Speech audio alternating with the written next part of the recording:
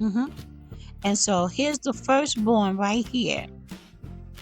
It means firstborn. That's exactly what it means. But it's also in another verse in Hebrews chapter 1 verse 6.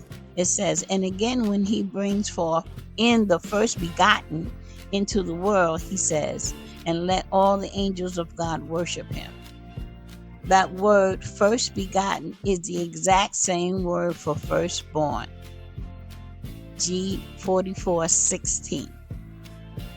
You see, it's still this, it means firstborn right there. It's the same word that was used in Colossians. So it's telling us that Yeshua was born in heaven and all the angels of God to worship him.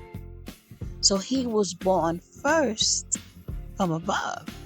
And then he had his second birth on earth when Mary gave birth to him. And that's a whole nother teaching right there.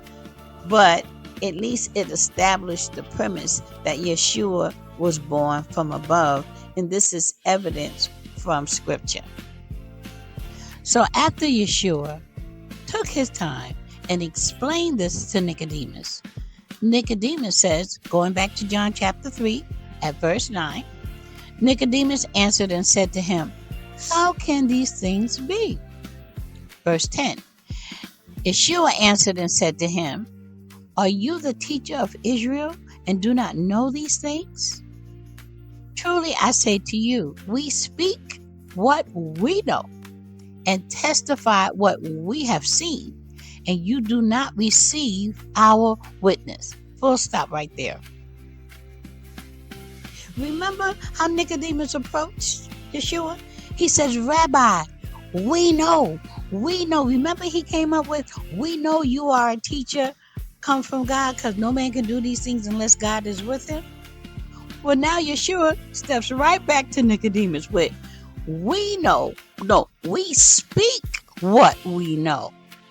Stop it right there. And testify what we have seen. And you do not receive our witness. In other words, Nicodemus, you don't know anything.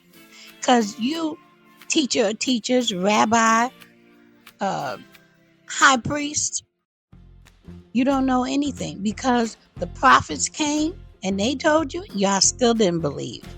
And yet, you claim that you know, but you found out you really don't know anything. So Yeshua says in verse 12, if I have told you earthly things and you do not believe, how will you believe if I tell you of heavenly things?